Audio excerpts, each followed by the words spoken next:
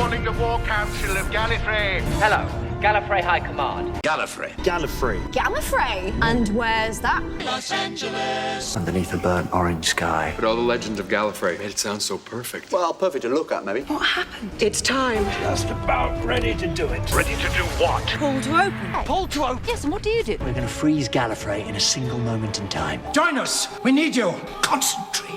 We must be one.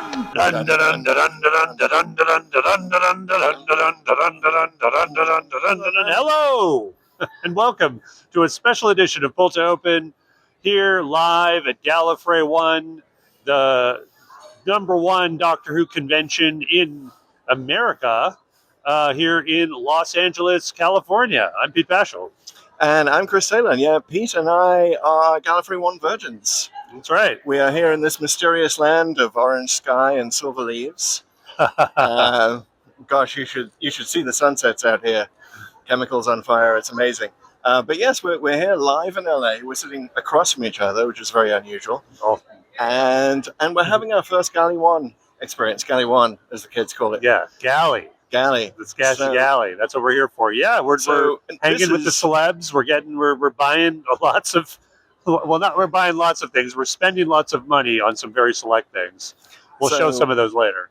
We will. We'll show one of them in particular. Yes.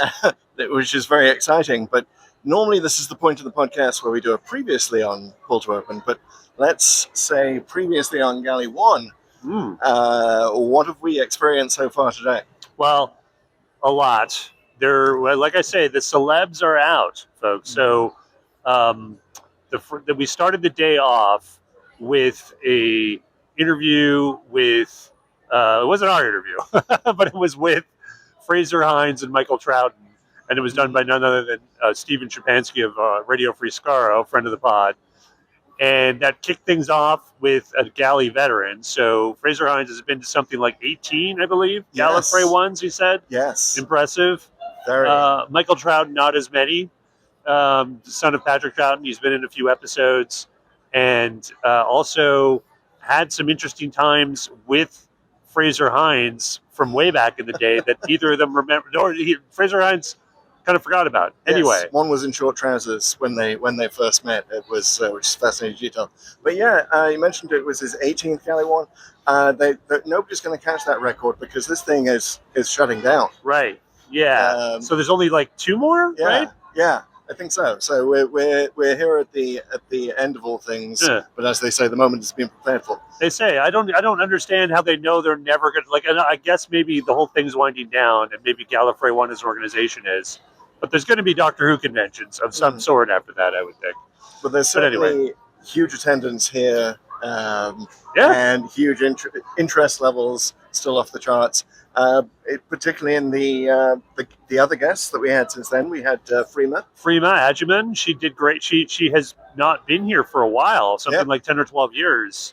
And it's kind of funny to think about it. Well, has it been that long? Since almost 20 years since she's been on the show. But she actually revealed a lot of fun things, not just about Doctor Who, but being a British actress that's sort of progressing through her career. I loved how she contrasted American shoots versus British shoots, and that the first time she ever had a stand-in was on an American show. Just a great story. She had no idea who this person was, who was just kind of standing next to her to check lighting and stuff. Like, why do you want to take a job away?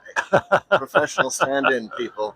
Yeah. She had great stories. She talked about Law and Order UK, which she was on for a bit, and that's why she was, interestingly, I didn't know this, that's why she doesn't have more of a presence on Torchwood. She was going to be a regular on Torchwood, but she did that show instead. And just lots of stories. But then a personal favorite of mine. Yes. The Fifth Doctor himself. That's right. The man, the myth, the legend, Peter Davison, held court for an hour, was super patient with Ken Deep, who actually runs Long Island New, which we've been to a couple of times. Ken Deep interviewed him, and Ken just sort of said right off the get-go, okay, we're going to have to do some of the old hits. Yes, because there were a lot of people who this was their first Doctor Who convention, their first Gallifrey One, and had never seen Peter Davison. So he had all the stories about how he got the role, the advice Tom Baker gave him when he took over, which he'd never heard because they were in the BBC cafeteria and it was noisy and Tom said something.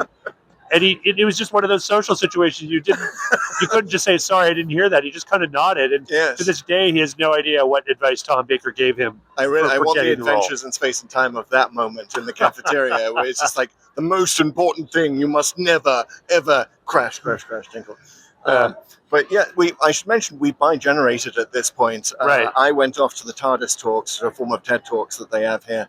You stuck around for Peter Davison. First I knew of Peter Davison was you sending me a picture of him with the lady with her feet on him. Oh yeah, who you stressed immediately was his wife. It was his wife. They brought his wife out, who's also an actor, and they have 3 kids.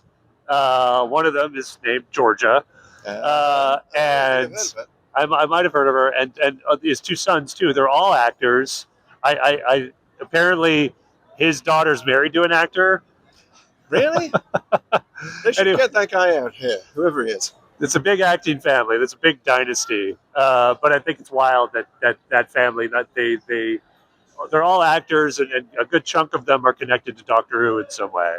And so, speaking of the Fifth Doctor, you had your moment. I had my moment. So we don't really go to Doctor Who conventions. We really started like a couple of years ago with AnyWho, and before that, I had literally not gone to a Doctor Who convention probably in something like 30 years. So I've never seen most of the doctors, met most of the doctors at any of these conventions. We're journalists, so like I've interviewed Matt Smith and a couple of others, and Peter Capaldi and Stephen Moffat. So it's not like we've had no contact, but that was through a job. But the convention stuff, anyway, the long way of saying it, I've never met Peter Davison. I've never seen him in person until now. And he is my doctor. It is the very first doctor I've ever seen. He was my gateway to the show. And I finally got a chance to tell him that by meeting him in person. Did you say you were my doctor? I did. First I introduced myself. Hello, Peter. I'm Peter. Hey, there you go. That's my in. It's Pete's world all over again. And then told him he was my doctor. He was very patient, very polite. I could tell it was something he had been told probably 1 million times by different fans, but he was still very gracious, very nice. I'm sure it never gets old. Signed a picture for me, and I went on my way. All the questions I might have had for him, clever comments. You know how it is when you meet your idols; like they just completely exit your brain. And I was just happy I had a very pleasant exchange with him. Do you mean you failed to ask him the 4 questions to Doomsday? Oh no, we don't have that this week. That's right. You triggered something. But yeah, it was great. And then I actually got a photo with him later. They had the photo calls and stuff. So he, again, fabulous dude. Just, so really good experience. After Peter Davison on stage, you called me back. You recalled me from my retirement in the TARDIS talks. And I came to watch Millie Gibson with you. Right. Millie Gibson, who is 21 years old. Now. Today is 21. 19 the last time she was in LA promoting. And the way Peter Davison was my doctor, Matt Smith is her doctor. Right. I kind of got lost a little bit in my head when I was like, okay, so she's 21, so that means she was, when the new show started, she was just, and I kind of lost half of what she was saying, just like trying to do that calculation in my already broken brain. Yeah. Like it's funny, when she was cast, she was 18. So she made the show when she was 19. Now she's 21. This is her first Gallifrey One, because how could it not be? I mean, wow, though. The energy she brought to stage, I've got to say, huge up there. Yeah. Started at 10, stayed there. She kind of is Ruby Sunday.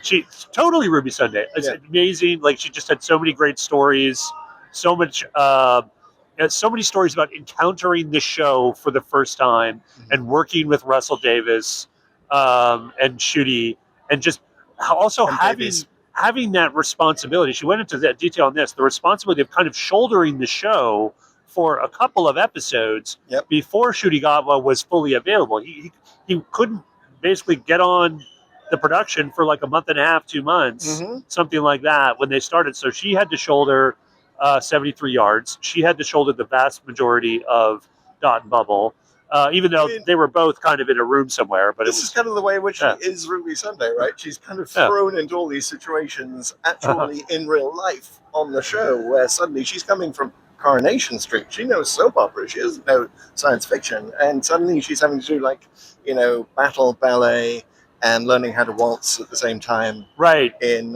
Rogue. Yeah. Which was a particular favorite. There was a lovely little moment where she talked about the children being all, like, dressed up for, like, the entire day in there.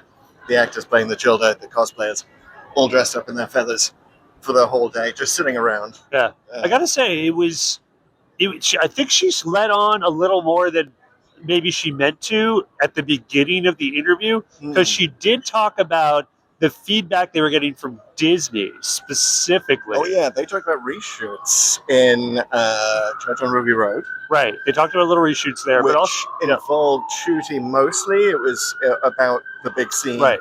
Like, I guess the whole scene with the policemen and everything, and when the snowman's going to follow them, all that stuff. And she had one extra scene in the car. Yeah, in the taxi. Where she says she's unlucky. Yes. But one of the things she said also was that the Disney people gave her some feedback about how she would say Bridgerton, because with her accent, she doesn't enunciate the T, or she just kind of skips over it. So Bridgerton again, which honestly, I'm not disputing the feedback. It's probably like, okay, maybe hit the T a little bit, and then the international audiences will really hear it. But it sort of did suggest broadly there was like a layer of Disney feedback over this era that we never really saw. And again, it's going to be guesswork on what was Disney and what was a Disney note and what wasn't. But I mean, normally hit the T a bit is not advice you need to give a British person. In this case, perhaps. But yeah, that was probably the best talk so far. We've got a lot of stuff coming up. We're gonna do more of these little stand-ups. Yeah, we're gonna do some more. We're actually gonna talk to some of the fans here. We're gonna get some feedback on what people think where Doctor Who should go now. There have been some great panels on that already here. But we want to talk to the people. We want to talk to the fans. We want to connect with folks. And we should also mention we had a bit of a panel this morning on, like, what happened with Disney and where to go next. And there's definitely a mood. There's a slight mood of pissed offness. You can't deny it. Yeah. Because although everyone loves Doctor Who and it's great to gather, the future is very much in doubt. We don't even know anything about the Christmas special. It's all speculation. And there's been no news. Mm-hmm. And so there's a lot of, like, we love the show, blah, blah, blah. But hey, great, when's it coming back? What's it going to be? No one knows. It's all just a globule. Like, we can extract things from it's you a might weird say time. Wibbly wobbly, timey-wimey. There you go. That's what I was looking for. Cancellation. But not really. I mean, it's just there's just confusion and there's stress, and people's PTSD has been activated. Anyone who remembers the dark times, 89 to 2005. Oh yeah, like that's. Are we heading for another wilderness years? And the thing is, it's funny. Like, a lot of the discussions that we talk about with respect to Doctor Who are affecting most other franchises. Mm-hmm. There's people are thinking about, is Star Trek going to hit a wilderness years? What's going on with Star Wars now? Mm-hmm. I'm sure there's a movie coming out and other stuff, but is there another trip? Like, where is everything going? We don't know, and I feel like Doctor Who is going to be both an architect and also swept up in the tides of, like, where entertainment goes next. Yeah. But it has a unique sort of politics to it, because it's a British show, because it has there's this streaming component that sort of needs to be a part of anything today. And it sort of intersects, those two things intersected very uniquely. Clearly the Disney thing didn't work. So what is going to work? I don't know. We saw, perhaps the most telling point of the day, a hoodie on a camera person that just said, "I told you Disney was a bad idea." But it's interesting that, I mean, the BBC, are they missing a trick by not sending someone here to be? I mean, maybe they did. We've yet to hear Pete McTighe speak. Right. I think it's actually Pete McTee. We've been pronouncing his name wrong, because that's what McTee. Pete McTee. You can tell. You know it because it rhymes. But I know he's going to be on stage at some point. We're going to catch that. We're recording this on day one. We're going to record more of these. But yeah. It's all speculation. Let's go. All right, yes. Let's go do the show. Fast forward. All right, here we are at Gallifrey One with Tommy. Tommy, how you doing? I'm doing great. Thank you. Cool. How do you like the podcast Pull to Open? I love it. It's my favorite Doctor Who podcast. Yeah, I love how much detail you guys put into it. Every time there's a new thing on my YouTube feed, I click on it, I play a game, and I listen to you guys. It's just fun to listen to. Yeah. Awesome. All right. Well, that's better than any review, I got to tell you. So, Tommy, this is great. It was great to meet you here at Gallifrey One. We're having a great time. What's been the best thing you've seen here at the con so far? I got Fraser Hines' signature on his novelization of Evil the Daleks. And yeah, I accidentally didn't pay him enough, and then he pointed it out. It's pretty awkward, but it was lots of fun. Obviously Doctor Who's at a weird time. We're getting a Christmas special, but we really don't know what's going to happen after that. What do you think? Where should the show go at this point? What should it be a hard reset? Should they go with Billy Piper? Should they get a new showrunner? Should it get darker? Should it get more family friendly, etc.? Like, any thoughts on that? Well, I think definitely right now it's a hard time for the show to exist, especially in the streaming world. I think 8 episodes isn't enough. I've heard ideas like YouTube being a streaming service for it, because classic Doctor Who's being uploaded to it, so why not New Who? And especially with like the kids show being made, I think that would be a great place for YouTube, because kids watch YouTube, and it would just get a lot of attention there. And as for like making new Doctor Who, I think it's safe to say that like Doctor Who does have some sort of future. But I also think it's safe for Doctor Who to take breaks. Like we have a pretty big break between last season and this Christmas special. I think if we have like a year between every special, or like 2 years even, like I think that's enough, especially for a time like this when shows are like struggling to stay past 2 seasons and whatever. I think Doctor Who will always survive, always thrive, and as long as it's in the background, it'll be fine. So now we were talking with Mab. It is Mab, yes. Who are you wearing? Actually, so I generally make all of my own costumes, and this is me being very, very casual since it is Friday and I'm taking it easy. A friend of mine actually knit this as a going away present for me. So is series 17, 18, around when Leisure Hive happened. So anyway, this was made by my friend Sammy, who is here and you'll probably see around. And this shirt actually is I'm recycling it from my Romana City of Death costume that I made. I bought the shirt, sewed the jumper and the jacket and the sash. And this is a skirt I've owned since I was in uni, which means it's vintage because I'm old. Nice. So it's a casual throw it together from the closet. Most of the time I'm drafting my own patterns and making my own bits of trim, putting things together. So you're a cosplay. You're not just a wearer. You're a cosplay designer. I am, Seamstress. What do you call yourself? What's the title? I don't know. Really don't have one. I have a lot of friends who are professional costumers in theater and on tours for musicians, things like that. You kind of need a Time Lord title for this, I feel like the seamstress feels right. Thank you. I'll take it. Because I know that I was just like, I want to hang out with them. They're really cool. And my dad got me into Doctor Who. My mom got me into sewing when I was young. And now in the ripe old age of 42, that's what I do, both of those things at once. Nice. Your dad and mom sound very wise. How many Gallifrey Ones is this for you? This is 3 consecutive for me. Oh, nice. Okay, so you're not quite as a veteran like Tim, but you're definitely a veteran. No, yeah, definitely. It's the sort of thing where I'm a veteran fan because I, grew up watching it for so long, but I didn't realize that fandom existed in person like this. And actually, when my dad was the person that I bonded with over this, and when he passed, it became a way for me to honor his memory, to get back into the shows like Doctor Who, Blake Seven, Red Dwarf, things like that were like really core to our connection. Nice. And then now I get to have that connection with people all over. So I'm asking people, Doctor Who is in a weird state right now. We're getting a Christmas special, but the future of the show is very, very much in flux. We don't really know what it's going to be. Curious, what are your thoughts? Where do you think Doctor Who should go from here? Not just in the Christmas special, but like afterward and beyond. What do you think it should do? Having lived through the wilderness years very solo as a fan, I don't fear that, because especially now that we all have so much connection thanks to the internet, which we didn't have as big a community back then. I think that it's a nice time for me. I loved all of the novelizations back that happened, and that all of those those books that came out. Big Finish exists. Like, we have an opportunity for these other outlets for storytelling to rise up even more. And, they've been doing great work so far as it is. As far as where it goes with the television show, it's always going to go somewhere new. And I think the best part of Doctor Who is not knowing what to expect and being ready for it when the time comes. All right, we're live at Gallifrey One with a resident from Skaro. Who are you exactly? I am Dalek Morel. Dalek Morel. Okay, is this your first Gallifrey One?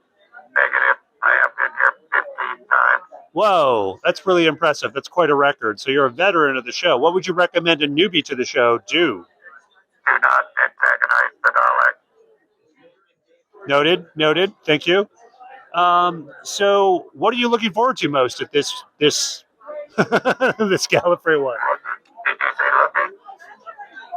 Yes. Yes. Daleks look forward to death and destruction. All right. Well, we hope we can avoid that. But the show itself, Doctor Who, seems to be circling that right now. Where do you think the show should go from here? They should go to Skaro, the home of the Daleks. Are you thinking it should be kind of a Dalek-centric season, or do you just want a whole spin-off show about Skaro and the Daleks? The show has always been about Daleks. You make a solid case. Hey, we're here at Gallifrey One. We're talking to handsome Timmy D. That's a cool name, Timmy. How'd you get that name? It's actually from my wrestling days. I have a past in the world of pro wrestling, where I was an independent referee, and that was actually my character name was Handsome Timmy D. And then I did move on to produce wrestling, and I just kept the nickname with me and something to stand out here in the world of Hollywood. I've been producing television for well over 20 years. I'm a producer screenwriter, and I'm developing my own independent projects now. I'm told Hollywood has a bit of a beauty bias, so informing people you're handsome right off the get-go probably gets your foot in the door in a few things. It's a cosmetic business. Ironically, when I work on wrestling shows, they don't do the handsome Timmy D thing, but everyone else does. So, and it works out here. This was actually a favor of Nicholas Courtney. This is my 22nd Gallifrey One. Oh, wow. And I started doing it here just to stand out a little bit, and instead of just two Tim on the thing. And it was very funny because at my second Gallifrey ever, Nicholas Courtney was here, and he absolutely just thought this was hysterical. He loved it. He gave me a really ornate thing. He called me handsome Timmy D everywhere I went, and I said, "Okay, I'm doing the right thing." When Nicholas Courtney gives you the thumbs up, that's a good life decision. When the Brigadier gives you a seal of approval, you just go with it. I totally hear that. And, I was just going to say that Gallifrey One is a place to make good life decisions. Most of them involve spending great deals of money for photo shoots and autographs, I believe. So I have, I'm curious. So obviously you've been a fan for a while. 1983 was when I first started watching with the Five Doctors. Was my first episode. That's awesome. I started right around the same time. And so you probably have somewhat similar perspectives, or at least have taken in much of the show in similar ways. I'm curious because Doctor Who is in such a weird spot right now because it's finished off the Gotlayer. We have a Christmas special coming up. No one knows about it, but the whole future, who knows? Is it Wilderness Years? Right. What is the show even going to do? I'd love to get your take. What do you think the show should do? Not just with the Christmas special, but on an ongoing basis. I think the show is actually, I think the show is built to navigate these waters. I don't want to be too Pollyannish about it, but I'm actually on the glasses half full side with what's going on. The weird thing is whether you like the Billie Piper generation or not, people are talking about it.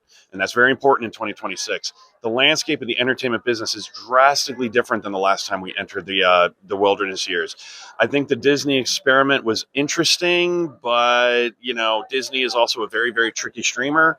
Doctor Who is still very valuable. The classic series is still making money for the BBC when it's popped around various streamers.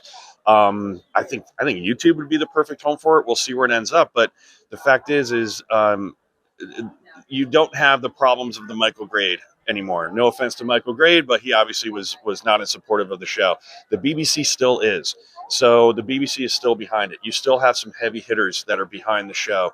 And I do think it's going to be kind of an interesting, rough couple of years, but I think Doctor Who is in a strong place right now to withstand those waters. And I think it's going to be fun. I think it's going to run on and on and on forever and ever and ever. Nice. If it's not Billie Piper, who do you think should be the next Doctor? No, my dream Doctor has always been Martin Freeman. I think he has the acting chops to do it. I think he has the comedy chops to do it. I think he could be wonderful and eccentric. That would be my choice. Hey, how you doing, Mr. Ringading? Doing well. How are you? Good. Thanks for spending a minute with us here at Pull to Open. We're a podcast. So how are you enjoying the convention so far? It is very wonderful. Very Cool. busy. Yeah, there's a lot of dimensions to it, as I understand. Yes, quite a few. Yeah. Are you feeling a little overwhelmed? No, because I haven't found the light. All right, well, welcome back here. We're at Gallifrey One. We're in day 2. It's Saturday. We had a rocket evening. We did some cool stuff, saw some cool stuff, encountered some cool stuff. We might have dematerialized some cool stuff. I don't know, but it's been good stuff.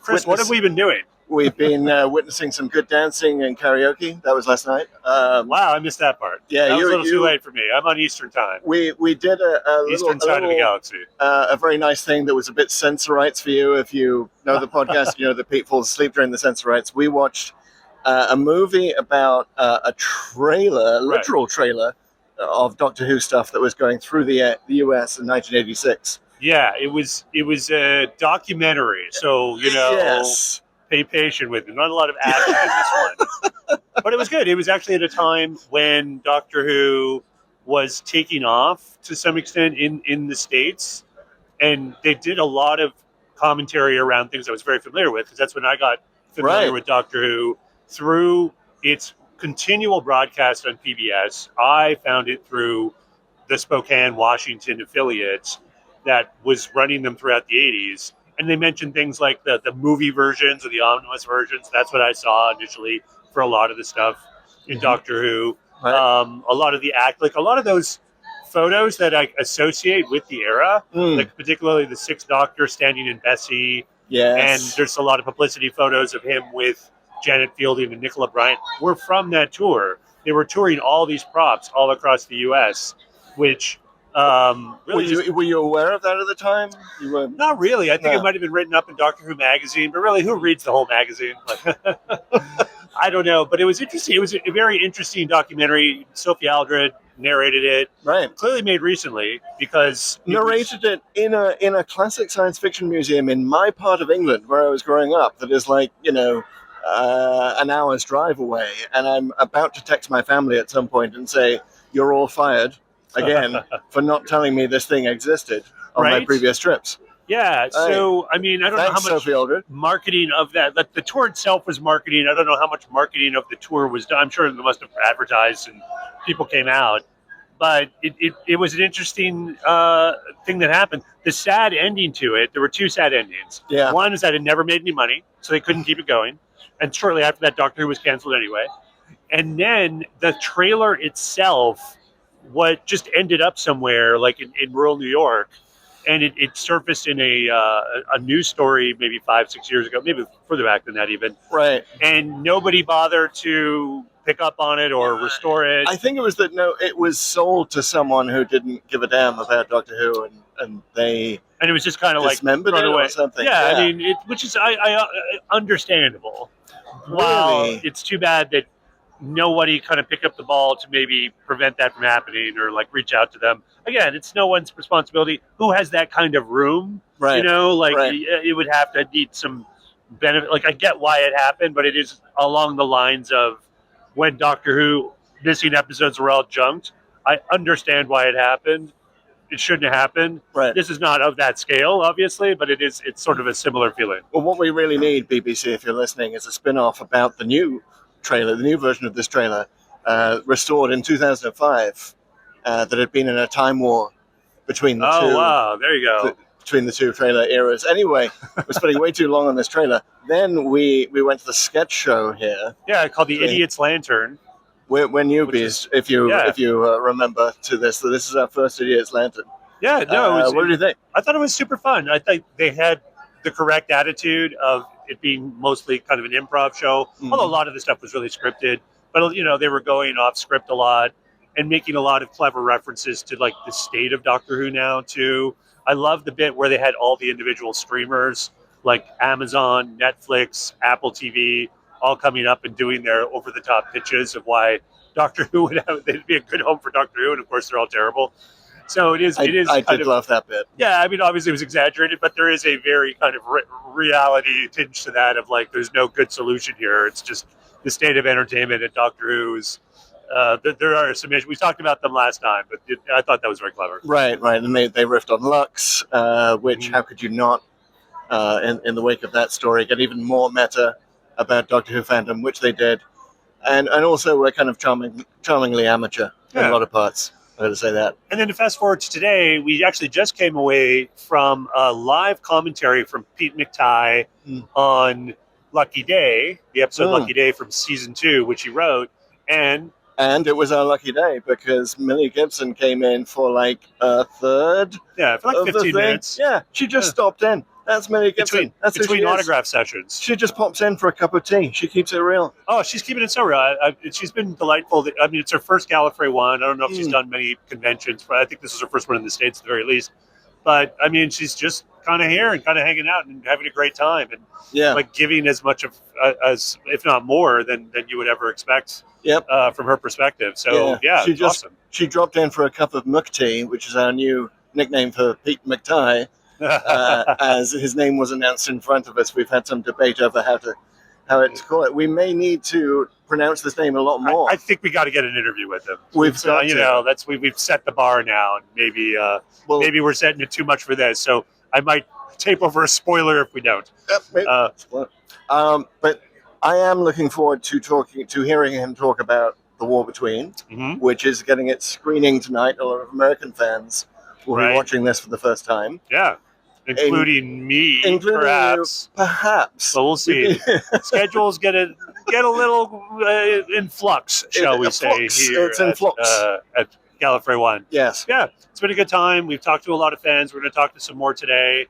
And yeah, just looking forward to like another amazing day here at the con. Yes, the war between the galley and the personal energy continues. Keep it right here. Hi, what's your name? Paul Kaiser. Well, thanks for spending some time with us here. I would love to ask you all about Gallifrey One. Is this your first convention, or? No, not exactly. I was here in 2019 and 2020. Then, of course, the world shut down.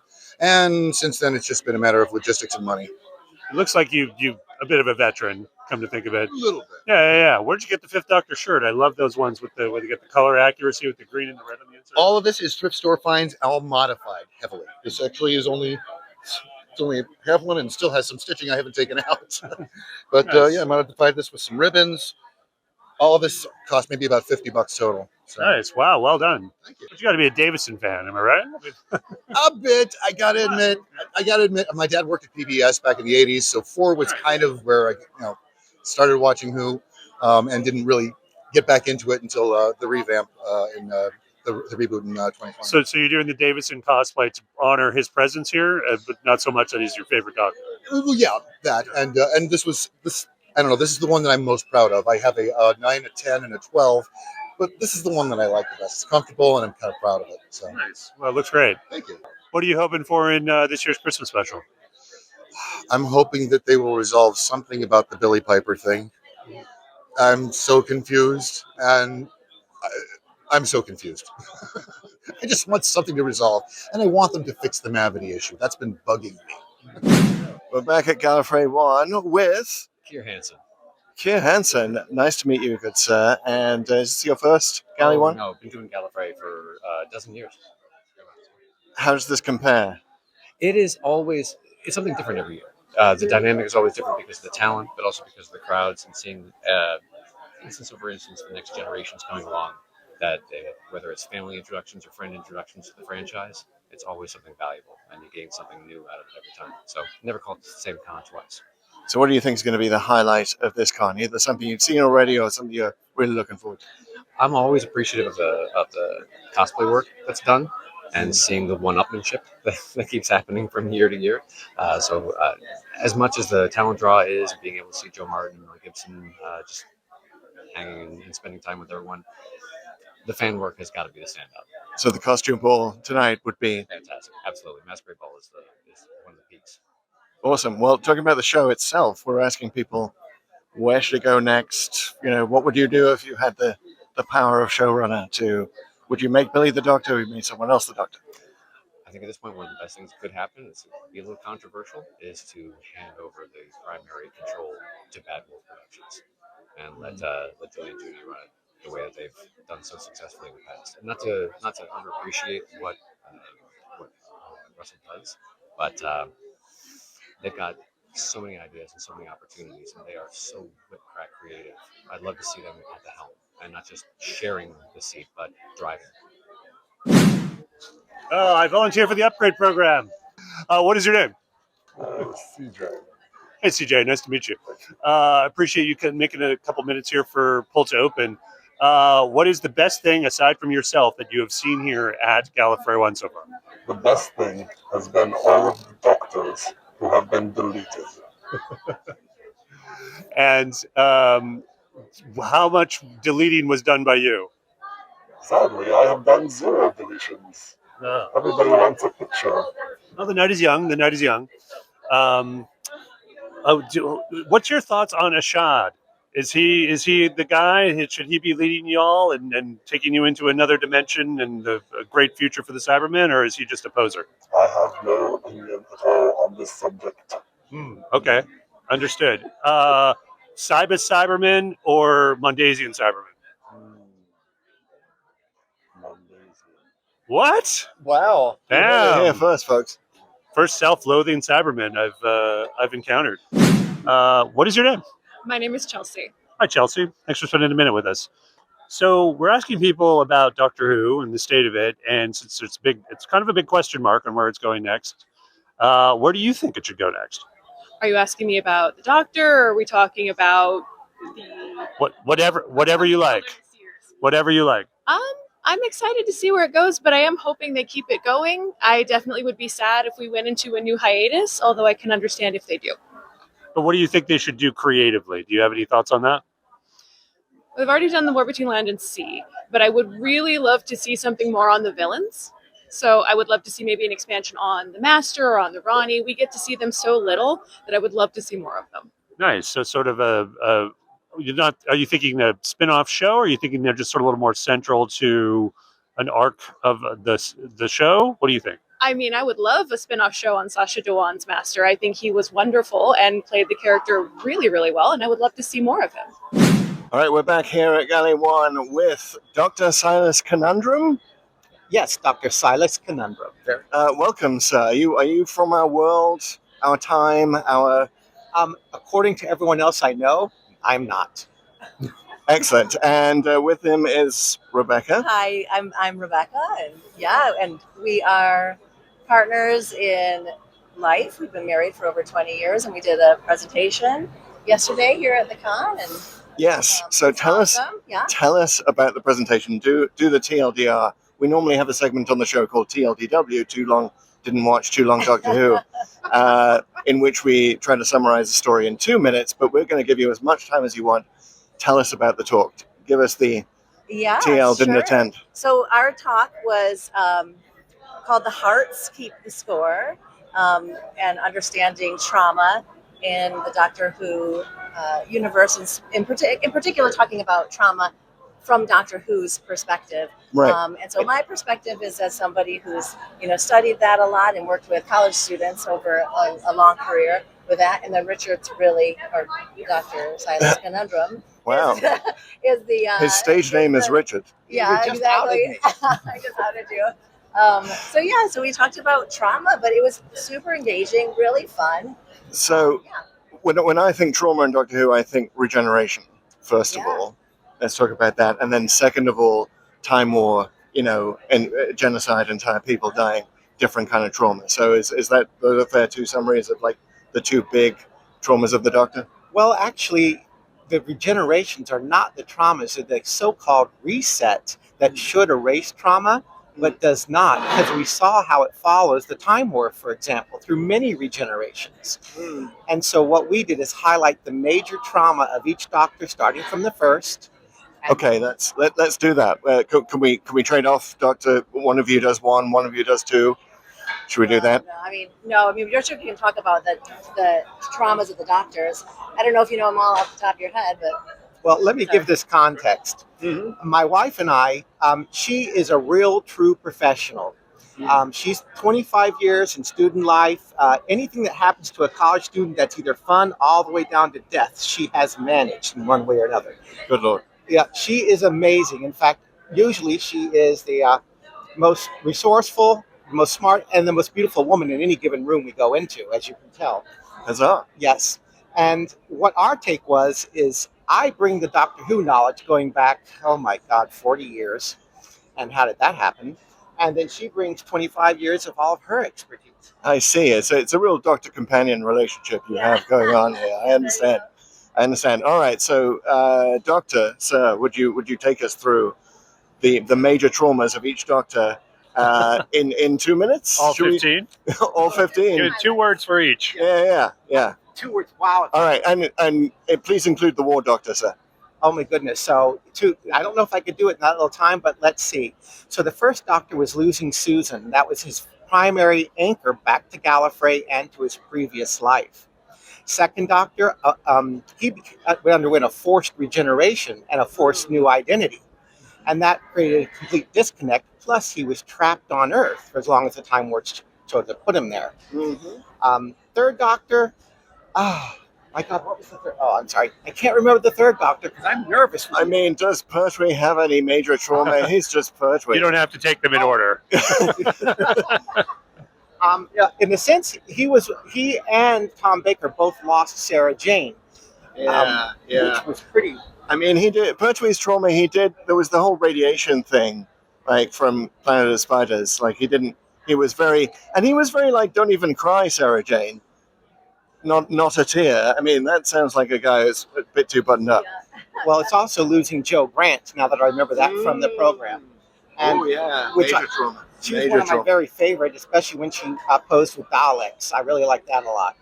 Yeah, and perhaps evidence of he had more romantic attachment to her than he knew. Anyway, let's move on to Tom Baker. Again, I'm so nervous talking to you that I have completely lost what I said. Is it anything? Is his major trauma anything to do with like falling off scaffolding on, just? That might be Tom Baker's trauma, but not necessarily the Doctor's trauma. I was going to say, is the trauma anything to do with the Doctor's alcoholic consumption, which we discuss a lot in the podcast, like when he has and hasn't fallen off the wagon throughout his history. Anyway, that's a whole other story. Wow, I think I'm getting confused between real life Doctor and in-universe Doctor.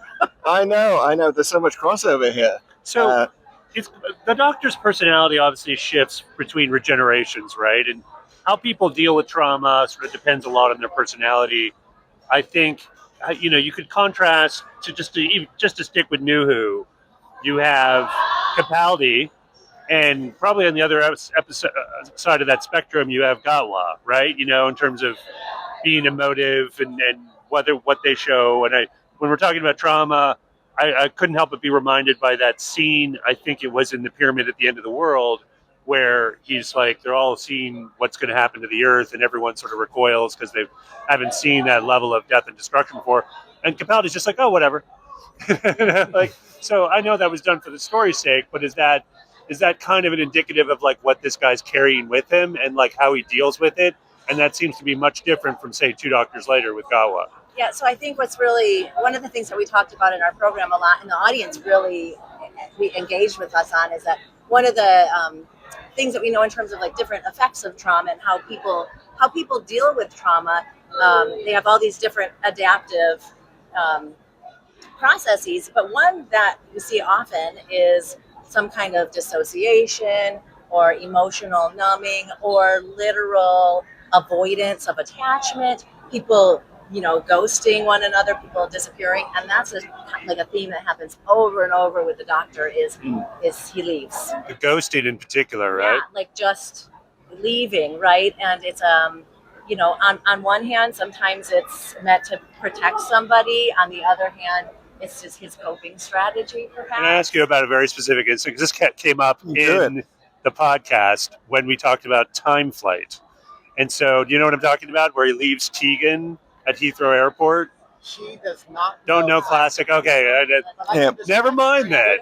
Well, I mean, we can set up the situation, but he basically just moves on. Well, with his companions in particular, it's like as soon as they sort of show a hint of they want to sort of do something else, I feel like he sort of pushes them away. It's like, okay, whatever. You could kind of see that a little bit with Ruby, right? Like that there's all of that back and forth in the TARDIS, and he probably hasn't dealt with her finding her mom that well or whatever, and then she kind of reaches out to him, and he's just like, oh, yeah, well, see you later. Well, and I think he's always in the role of him as the doctor, right? He's the smartest person in the room. He's the one who's going to solve the problems. And whenever that dynamic seems to shift a little bit, where maybe he needs help, that seems to be something that the doctor is not real comfortable with.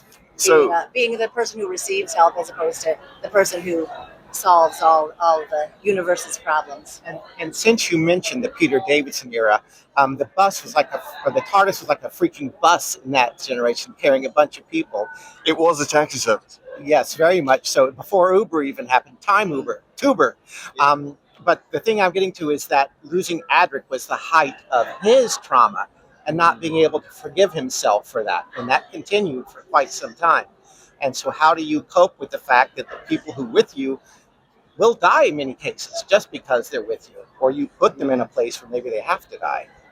Right, and that was the start of the show, really examining what being with the Doctor did to his companion. It's a tradition that continues all the way to Lucky Day, as we just saw. Is there a doctor, at least in the modern era, who is better at dealing with all of this, or are they all pretty much on sort of the same level? Yeah, I mean, I couldn't say if there's like better or worse. I think that there's definitely different responses. I mean, we talk about, like with trauma, you can have the same incident of trauma, but yeah, how people make meaning of that really impacts the way that they, how that experience changes them. So I don't know. What do you think? I think Matt Smith is an example of how you dealt with trauma, but in a very different way. He dealt with it by being manic. He did. Yes, as long as you're in motion, as long as you're throwing your mind all over the place, it's like a Robin Williams kind of thing. You don't have to deal with what's going on because you're in the moment. But I think all the doctors, right, never slow down, never stop, never, take a moment to just be, just live, just... Until 14. Yeah, we had a lot of discussion. This is part of the sketch show last night, this whole question of what has 14 been doing all this time? So, the 14th Doctor, if you don't know, basically there was a bi-generation. The 14th, 15th Doctor went their separate ways. Ncuti went off and continued doctoring. 14 basically retired, is as far as we know. And he's, I guess, finally getting the therapy he needs. But Right, so maybe maybe we'll find out. Because, we talked about, if you never rest, if you never heal, then, you just keep continuing those patterns, which is go, go, go, and continue just to save everybody, right? Save everybody. And that's what people do in real life, right? If you've got unresolved trauma, you just repeat it over and over again because you're constantly trying to fix that original trauma. So I'm going to get mildly nerdy for anyone who knows attachment theory. Is the Doctor an avoidant?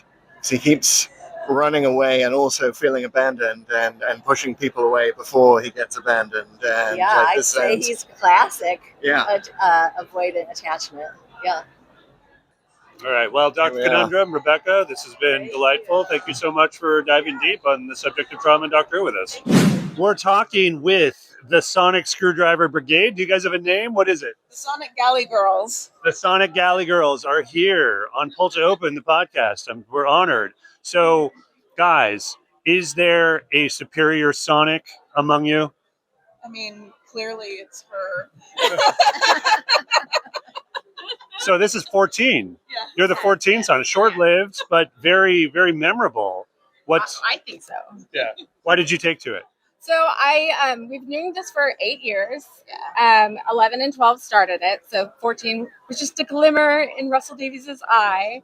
I've done the third Doctor in the past. But I had a chance to meet David Tennant, and I thought, I'm going to slap some paint and some foam together, and we're going to do 14. And it turns out that it is highly recognizable. much more so than the red circle of the third Doctor's Sonic. So it's been a lot of fun. So you're 12s, which I very much respect. One season, and I got to say, maybe not as memorable to folks, but everyone thinks I'm a Sonic or I'm a TARDIS. Yeah, I was just going to say, because you have the light on top and everything, I would have gotten it. So I'll say this: I don't have it with me, but I do have the toy, the Sonic Screwdriver. You got it. I love it because it has all the noises. I think I think it's honestly it's my favorite Sonic toy they've ever come out with. Yeah, no, I love it. I used to do the War Doctor, and no one recognized that, so I just picked the other non-recognizable one in the group. So, So did you guys used to have a sunglasses person, and they were promptly killed by everyone else, or what happened? Couple of gentlemen who are friends with us, and we every year try to get them to cosplay. yeah. They're going to be the Cane one year. We're going to get him Or into the umbrella, Sonic Cane. Yeah. The Sonic lipstick, maybe. Yeah, I think if they were just sunglasses walking around without you guys, no one would get it. But as a group, it would kind of work. So 11, great to see. Also part of 12, first season to 12, right? So yeah. So you have the one that has the claw. Do you feel like that is is it a particularly like kind of violent screwdriver? What do you think is going on there with the claw? Telling of my personality.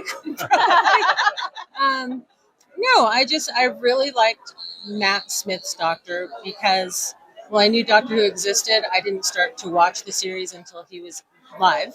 And so I just really resonated with that. And I really liked the idea of us cosplaying inanimate objects. And so another friend of ours who used to do 10, she hasn't been coming to Galley, and then 12 and I just started brainstorming, like, how can we make this happen? And glad that these other 3 ladies joined us. Yeah. And it's been fun. It's so fun. It's so fun. And I was kind of the last person to join the group and stuff, and so I had fewer choices.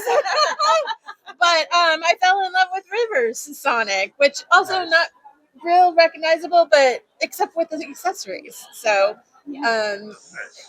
But it has sort of the memory preserver thingy in it, which is kind of like it's almost, got it's a better in a way. Yes. Yes. Extra features. Yes. And you? I'm 13. I know you're 13. Does the cap rotate? No, unfortunately not. Only really late. Yeah, I got, Jody was here. I got her to sign it. Oh, wow. Look at that. Get in on that. That's awesome. Nice. It's beautiful. Yeah. And then Amazing. when Rubber Toe Props was here, the first year that I made it, I showed him that I was able to get the stamp in, and he was very impressed on that. Wow. So, yeah. that's awesome. That's amazing. Great detail. So, guys, someone's got to take this one. How integral is the sonic screwdriver to the show itself? Because you guys might probably know during Classic Who, there was a period where they didn't have a sonic screwdriver. So, you go ahead. Okay, I definitely can answer this question. Number one, so Sylvester McCoy will tell you that he had to be more creative because he didn't have a sonic screwdriver. So my theory is that the sonic screwdriver is so integral to the show that they often have to break it or lose it or something in order to have the story work because it could do so much, right? So like it has to not work on wood, or it has to be left behind, or it has to be not made yet. And so Take 10,000 years to yes. calculate. And the other thing that I love about it is that it is so accessible for children to have the toy to play with, right? So like Star Wars has the lightsaber, Star Trek has the phaser. Both of those are weapons, whereas you've got the sonic screwdriver, and it's basically a magic wand. There you've got Harry Potter and the magic wand. So it's the thing. It's the prop that the kid can use to be the doctor. And if they could have their regular clothes on and be a future doctor, have their sonic screwdriver, and they've got it made. All right, you guys, thanks for spending some time with us. I hope you don't encounter any deadlock seals at your time here. And have a great rest of the con. Hello, we're at Gallifrey One, speaking with Chris. Hey, Chris, how's it going? Good. How are you? I'm all right. Having a good con? No, I'm having a great con. I go to tons of cons every year, go to maybe like at least a dozen. And I got to say, this one is the very best one by far, just because of the family you make here. And all the people here are great. The same people that I've seen for 10 years, the same people I see every year again. I've made lifelong friends. So seems like it's not your first Gallifrey One. No, this is, so COVID and a few other things interrupted it, but this is my 5th one that I've been to. Oh, nice. Cool. So what's the best thing you've seen so far? It's going to be a toss-up. The thing that I look forward to, honestly, the most every year is just hanging out with all my friends and, the fans that love the same thing and are passionate about the same thing that I am. But this year, I have to say that Freema Agyeman kind of takes the cake as my favorite guest. Nice. Why is that? So she's the only 10th Doctor companion I haven't met yet. And to be completely honest, she's my favorite 10th Doctor companion. I think she definitely is a bit underrated. Got overshadowed by, Rose and Donna a little bit unfairly. and she is the last kind of major star of my favorite era that I have yet to meet. Nice. So, what do you think should happen with Doctor Who now? It's obviously a weird time. It's not being made except for the Christmas special. Do you think they should keep going with Billie Piper? Is she even the Doctor? And what should they do after that? What are your thoughts? I mean, that's kind of a loaded question and a bit of a complex question, and one that if you get me rambling on it, I'm going to be going for about like 3 hours. In fact, we'll be here for the rest of the con. But the great thing about Doctor Who is, like Regeneration, it's a show that constantly reinvents itself. But it's a show that at the same time, I think, should be for everyone. It shouldn't be only for kids or only for the grown-up fans. It should be a show that everyone can enjoy. There's a lot of debate today about what makes an enjoyable show or what should even be the criteria for what is enjoyable. But at the end of the day, the results speak for themselves. When you make something that really is for everyone, there is no debate, there is no controversy. It's just recognized as good. So I think the priority always needs to be on telling a good story with good characters. It gets us to think, and instead of telling us how to think, if that makes any sense. In terms of Billie, I think she would make a great Doctor. She's a fantastic actress. Just based on what I've heard, I don't know if that's the direction they're going to go with actually keeping her on as a permanent 16th Doctor. But either way, as long as she plays an engaging character and an engaging Doctor, which I think she can, then the show's in good hands. If she doesn't keep going, who would you want to see in the role? So this is one I've thought about a lot, actually. And my dream cast for Doctor Who, if I could pick one actor to be a Doctor in the world, it would be Rufus Sewell. Nice. Why? Because I think he does that mix of kind of wide-eyed wonder and kind of innocence, but at the same time, that darkness and determination. He can switch between them in a flash. Anyone that's seen Dark City or The Diplomat knows how fantastic of an actor he is. And he's been kind of my dream casting for a while, even though I know he said in the past he doesn't have any interest in it. A guy can dream, right? Nice. And this is a fabulous 10th Doctor outfit, by the way. Thank you. You're so nice. Is he your favorite? The 10th Doctor is indeed my favorite, just because of how complex of a character he is. People think he's just a happy, charming Doctor, but in reality, kind of my take on it is he's a very traumatized, hurt person who has invented himself as this hyper charming and hyper competent person to continually receive that positive feedback to make himself forget about how miserable he actually is. Yeah, it's funny. It's like people who enjoy the show really unpack the psychology of the Doctor pretty quickly, because he is such an interesting character in that way. Yeah, and a good rule of thumb is I think a good character should be able to be described without saying what they did in the story or what they look like. I can literally write and have written online essays about the psychology of various incarnations of the Doctor. And, that's the best thing about the Doctor is every time there's a new reinvention, even though it is the same core character that has those same basic personality traits, it's still a new character. And a new character that can really be reinvented and enjoyed and unpacked. And, I'm looking forward to doing that with the next Doctor, whether it be Rufus or Billie or whoever it's going to be. Nice. Chris, thanks so much for stopping by and chatting with us for a bit. Awesome. Thank you for having me. All right, we're back. Day 3, Gallifrey One. We're wrapping things up. It's Sunday. We've seen pretty much everything. That's right. We made it through our ribbons along. Oh, yeah. I took my ribbon off. I have ribbons, too. About the same. Ribbons are a thing. We learned that the first AnyWho we did. Yeah. And now we're part of the Ribbon Brigade. So, good times. I mean, highlights for me yesterday on Saturday, meeting the Sonic Galley girls. Oh, yeah. Just incredible cosplay. I very much appreciated the 12th Doctor one. Just the best. But also, we got to see live interview with the 5th Doctor TARDIS team, which That's I right. liked. Minus Tegan. And then glad they kept Mark Strickson and Matthew Waterhouse. They separated them with Sarah Sutton, because you can't have male 5th Doctor companions in the same space. That's right. Bit of age limitation. Yeah. They'll short out the time differential. Wow, we're getting really 5th Doctor nerdy. But that was good. Yeah, tons of fun. And there's so many TARDISes here. We took a bunch of photos. You're going to see them on the Instagram feed. But it was great. What were the highlights for you? Oh, so many. I mean, just the fans overall were great. The costume show was fantastic. Yeah. I don't think there's any doubt that the costume that's blown most people away is the K9 Sith Lord. Yeah, because I couldn't tell it was Darth K9 or K9 Maul or something like that. I was like, which mark of K9 is this? K9 Maul is actually an instruction that you could do right before saying, no, bad dog, not that much. Right, yeah, that was God, wild. The blood. It was somehow worked. I mean, you'll see the photos in the Instagram. But really impressive stuff. Bit of a mashing it up with Star Wars theme. There was the 13th Doctor with the lightsaber. Nice. Obviously, I'm going to notice these things. Look at me mashing up Star Wars right now with Doctor Who. Use the Force, Harry. I loved R2-D2 and Star Trek. Anyway, so it's all good stuff, and I think there's just one thing that we need to talk about. We got to talk about it. Yes. What do we have to talk about? The War Between.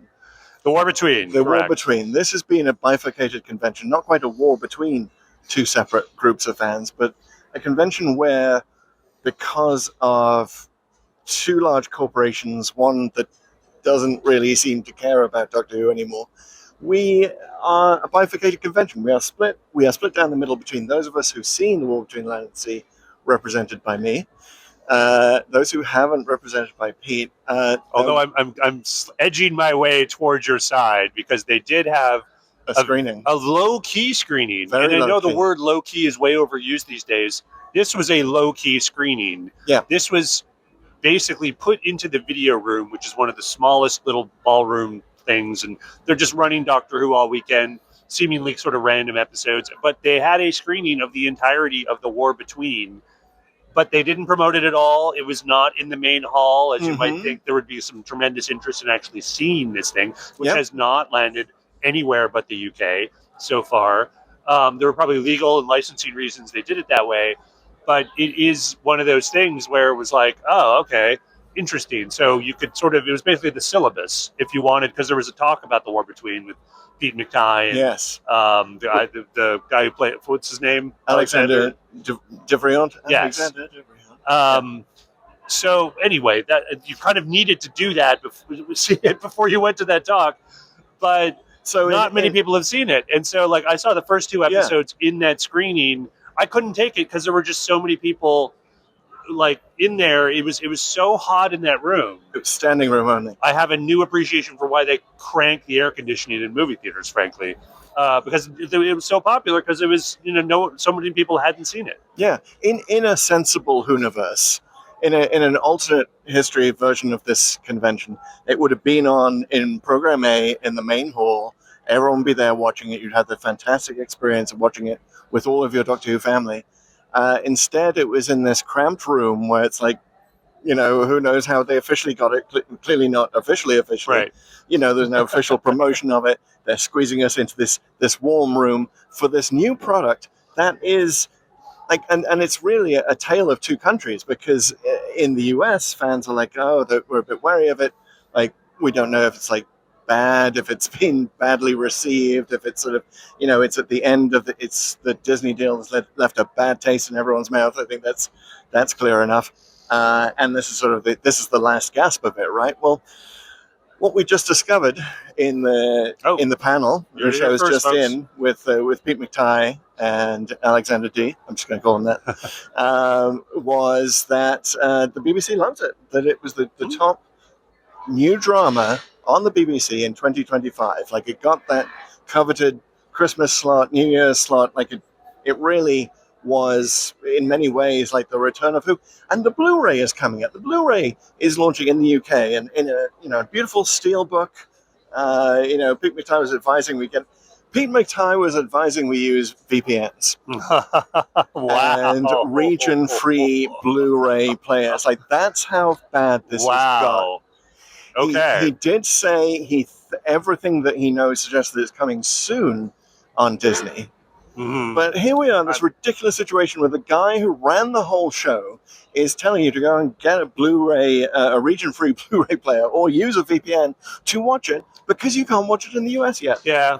It's just a disastrous end to, this era of Doctor Who in a way, because this is the most recent content that we have in quote-unquote the Whoniverse, right? Which, again, is another brand that, are we even going to see that? I don't think they even used the Whoniverse brand for The Land Between, when it was supposed to be this thing that was going to launch a legion of spin-offs and stuff. Obviously, none of that happened.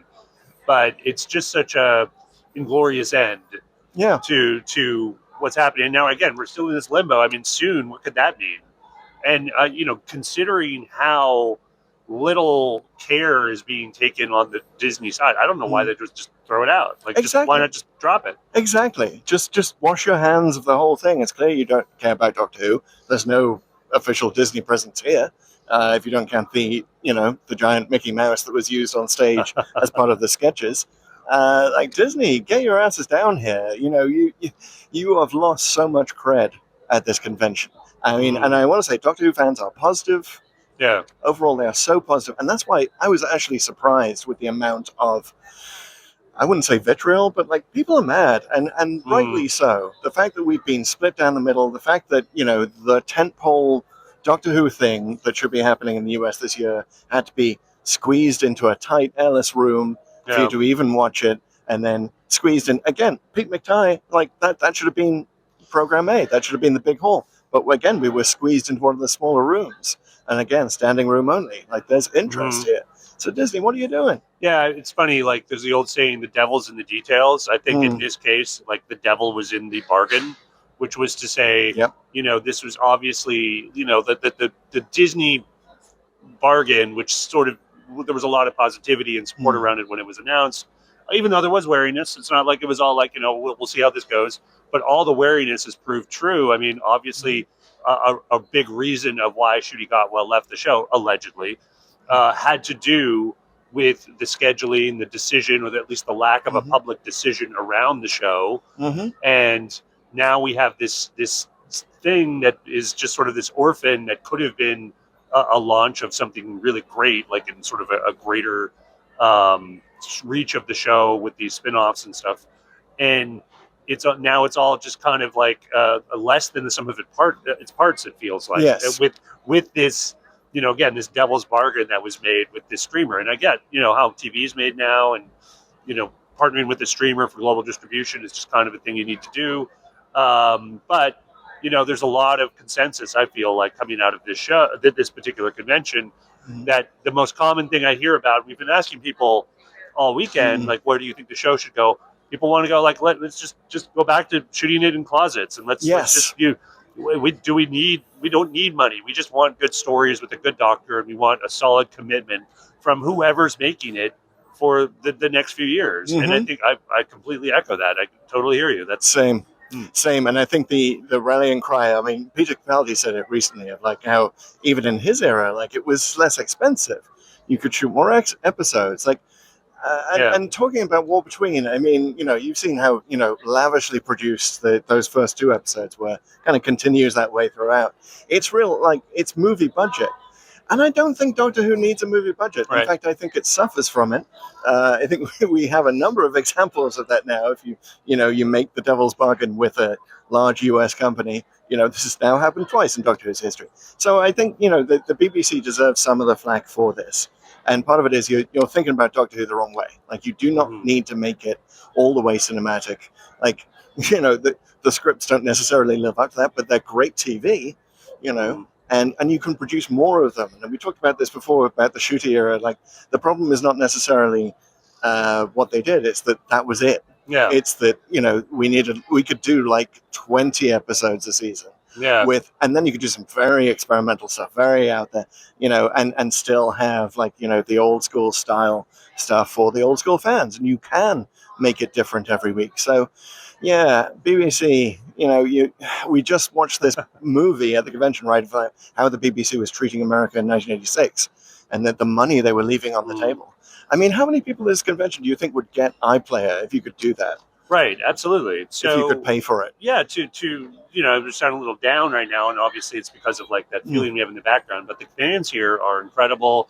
There's such a huge willingness to, go where the show will go, as long as they make some kind of commitment to something, and not just do these, some of which has to do with the realism of making TV today. But there's just tremendous amounts of positivity. And to anyone who is wary, and I could understand how someone might be wary of becoming the doctor or even running the show. Again, as long as there is that commitment there, I mean, the fans are going to embrace it. There's going to be there's so much warmth here around everyone. It's funny. I remember watching the documentary around Matthew Jacobs, who's here, who wrote the '96 movie, and he had such wariness around coming to conventions because he had seen a lot of the feedback around what he wrote for the '96 movie, and he was a little scared to sort of confront the fans. Yeah, but for he's years and years. But he's I wouldn't say he's revered here, but it's like there is such respect is embraced, exactly, that the whole '96 movie, whatever you think of it, I mean, it was such a force, and it was so important. That was one of the better things I saw yesterday, was the reunion of the cast and the crew of that. And there was just, including Eric Roberts, who I don't think usually does this, and there's just a general sort of positivity towards the things that happen. You can that was a little more distant. There's a little more like objective look at it that you can do today, but I mean, generally it's like there is a we just want something, just go with it, and in the final analysis, let's just make sure we gave it our all. And I think that's the problem with the Disney era. Just like this, one foot in, one foot out. Just you can't do it. That's right. And BBC, this is totally the wrong way to do the American market. How you've been doing it? Like, there are so many fans over here, so many British fans over here, I'll just point out as well, who would so love. I mean, everyone here would just pay through the nose, I think, for an iPlayer subscription, international iPlayer subscription. So BBC, shut up and take my money. Okay, it's good. All right, we're about to wrap up here. This is where you're on Sunday. I'm going to run off to a plane. There's going to be a couple of other things we check out here. But this has been fantastic. It's been great to connect with all the fans here, some fans of the pod. Great to see you, Tommy, and everyone else. And just, fellow podcasters. We had a big roundtable yesterday. There was the Trap One podcast, and there's a million. I can't. They're all exiting my brain right now. But this might be the largest podcasting community I've seen in any fandom. It's huge. Totally. We said hi to our friends at Radio Free Scar, or at least Steven, who's here. I'm really looking forward to whatever the next thing is. I know Long Island Who back in. We'll probably go to that this summer. But I hope we can figure out more ways to connect with the fans directly, and we'll see you soon. Yeah. So from perhaps the most uncertain Galley One ever, or at least since the dark times, I think it's a farewell, but an optimistic ending. I think that by the next Galley One, we'll know a lot more. We'll have seen the Christmas special. Right. We'll know where it is, because there's talk about maybe it won't even be in LA. So uncertainty everywhere in the air, but we'll be here no matter where. And that moment we'll be prepared for. That's right. All right. Take it easy, folks.